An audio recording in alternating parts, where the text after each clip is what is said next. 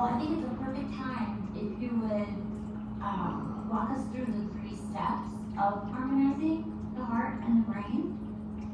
Okay. You want me to do that right now? I love that. Okay, so when, I didn't know we were going to do that right now. So when we talk about self-regulation, you know, the concept is not new. It has been held and preserved in ancient indigenous traditions and sacred teachings and writings for thousands of years. The writings have been hidden, people have been killed, preserving and passing on this information.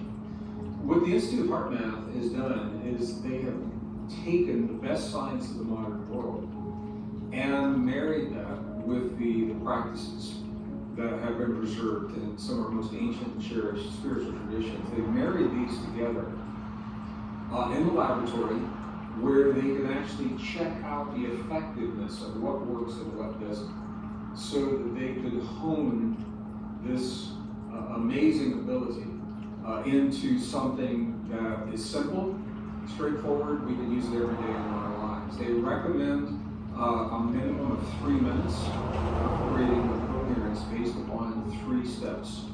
First step is to shift our awareness from our thinking mind into our feeling heart. This is the first thing that they invite us to do. And one of the ways this is the 40th year I've offered this work in one form or another. And one of the things I found in the indigenous traditions, from the shamans in the Andes of southern Peru to the curanderos in the Yucatan, to the Tibetan monks and nuns, and the sadhus in India and Nepal, and all through the desert Southwest.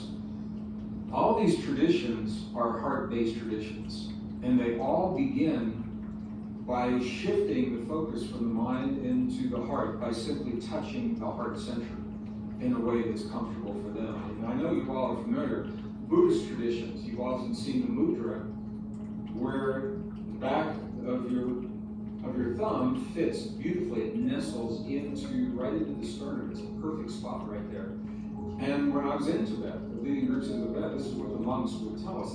It's the constant, gentle pressure that they feel on that part of their body that calls their awareness to the place where they feel the pressure. And when I'm in the Middle East, something very similar. They don't do the mudra, they do a full hand over the heart. And in the Yucatan, the Mayan natives, they will greet you with a full hand touching the heart. Or you can simply just take an index or middle finger and just gently touch your sternum. And the key is that your awareness is always going to go to the place where you feel the touch. And that's the first step. Because if you ask people to shift their awareness from their mind into their heart, often what people will do is they will say, okay, I'm in my heart, now what? But they're actually still in their head thinking about what it would be like if they were in their heart rather than actually being in the heart. This is why it's important to, in some way, create a sensation near your heart center. Now, one of the questions that we get a lot is the heart is actually over here, the human heart, more over in this location. This is the energetic center in the human heart, and that's why we're using this, and it's in direct communication with the physical heart. So, the first step is to shift the awareness from the thinking mind to the feeling heart. Second step is to slow the breathing a little bit slower than usual. Now, I know a lot of people are accustomed to taking a deep breath, but this is, to optimize this is even a little bit different. I don't want it to be complex, but I want you to understand why we're doing what we're doing. It is the ratio of the inhale to the exhale of the breath that triggers the sympathetic to the parasympathetic nervous system. Parasympathetic nervous system is the relaxation response. That's the response that you want when you are harmonizing the heart and the brain. And to do that, you want to exhale for a period of time longer than you have just inhaled. That's different for everyone. So I'm here in the high desert, a little over 7,000 feet above sea level. My lung capacity is a little bit different than somebody that maybe lives at sea level. So we have to figure this out for ourselves It's not how long, it's the ratio. So what I typically do is I invite people maybe to breathe in on the count of 4 and breathe out on the count of 6. But you can adjust that for yourself as long as, and the key to be effective is you just want the exhale to last for a period of time longer than the inhale. So we can do this. So just take a couple of breaths together. We're not actually doing the meditation now, but we're going through the steps. So, and just invite everybody, first, allow your awareness to go into your heart center. Just touch your heart. And one of the things I want to say about this, I'm just going to say this right now. A lot of people believe that you've got to have the right environment to do this.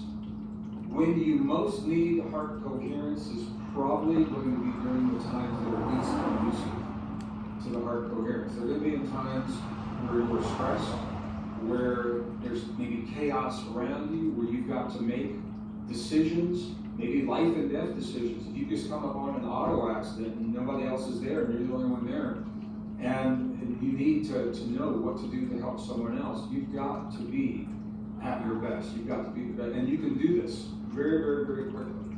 So the point is, you don't have to have the door closed, the lights dim, the candle and the incense with the yoga mat and the bells and the bowls and the gongs and the chimes and trap one of Stephen Halpert's Higher Ground playing in the background. It's cool if you can, and we all like that. But where you find your power and your mastery is the ability to create the conditions inside of your body that serve you in that moment, regardless of what the world around you is showing you. Because if you wait for the world to provide the conditions, you give your power away to that world. So for that reason, that's why I think this is important. You don't have any music going now or anything like that. The first thing is you shift your awareness from your thinking mind to your feeling heart. And then when you breathe, we'll go through a couple of breaths. I'll do four counts on the inhale, 6 on the exhale. If people need to adjust that for themselves, feel free. Okay, so first breath, inhale. Release.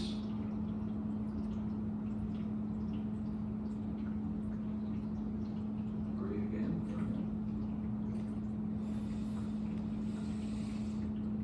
Release. You just feel that shift in your body almost immediately. Inhale. Release. Okay. So it is that rhythm, to the best of your ability, if you can maintain whatever rhythm you've established for yourself, if you can maintain that through the remainder of the coherence practice. Now I want to be really clear about something. Simply focusing on your heart does not bring you into coherence. Simply focusing on your heart and slowing your breath does not bring you into coherence. It sets the stage for the coherence. These are necessary steps to create the coherence. Then the third step is possibly one of the most mysterious. I think for some people it can be the greatest challenge, and what people tell me is it becomes easier the more they do it. And that is to do something that we're not conditioned to do in our society, to have a feeling because you choose to have a feeling rather than waiting for the world to give you the reason to have a feeling. We're conditioned to respond to what the world gives us. So if I invite you to feel a positive emotion, to just feel that regardless of what's happening in your life. You know, maybe the house is a wreck, and the finances are a wreck, and, you know, and the kids are having a bad day, and people say, well, how can I have that positive feeling? That's your workshop. That's where you find your mastery. And this is, I think, where some of the greatest growth comes from. Or what the scientists, and I'll just say the lead scientist at the Institute of Harmonize right now is Dr. Roland McCready. He is a beautiful man. He's a dear friend. He's a dear brother. We've had a lot of fun together. I just realized my earpiece is unplugged. Can you still hear me? Yes. Yeah. All right. Okay. Sometimes it creates an echo if that's not happening. Okay. So yeah, Roland is a brilliant scientist. He's a multidisciplinary scientist. He and I we've done projects together, we've toured together, we've fundraised together, and he's just a brilliant man. And one of the amazing things, I think that, of all the amazing things that he has shared with us, is the ability to self-regulate, to create this sense of well-being. And what he and the researchers at the Institute of Heart Math have found is a positive emotion is important, and they have narrowed down to one or some combination that works pretty much for everybody. So almost everyone responds if you can feel a feeling of gratitude for anything or anyone, or care for anything or anyone, or appreciation or compassion. So appreciation, gratitude, care, and compassion. If you can choose one of those. Now, compassion is a little tricky because it means different things, different people. There's a whole Tibetan Buddhist science behind compassion. I typically, with live audiences, I would go with gratitude. It's pretty easy for everyone to find something to feel deeply grateful for. Their lives, their health, their children. Just being together in a room with 1,000 other people is a pretty cool thing to be grateful for. So this is the third step. In the presence of heart focus, number one, and of the regulated breathing with the ratio, number two, to feel the feeling of gratitude in this case. And what that does is it begins to send a signal between the neural network discovered in 1991 in the human heart, between the neural network of the heart and the neural network of the brain. We all know the brain's a big neural network. A lot of people don't think about the heart that way, and this is what became the foundation for the heart math work. 40,000 specialized cells were discovered in the heart in 91, published in 94 in the Journal of Neurocardiology. If people haven't checked it out and you want to, you can look that up. The idea that we can harmonize these two neural networks into one potent system. This is a very radical idea, but we can do it on demand when we choose. And the first two steps set the stage. The third step is what actually sends the signal from the heart to the brain. And when it is done optimally, that signal is a very low frequency signal, 0.1 hertz, 0.1 hertz. Can't even hear that. It's typically below audio, human audio. Whales communicate with this. It's a universal frequency.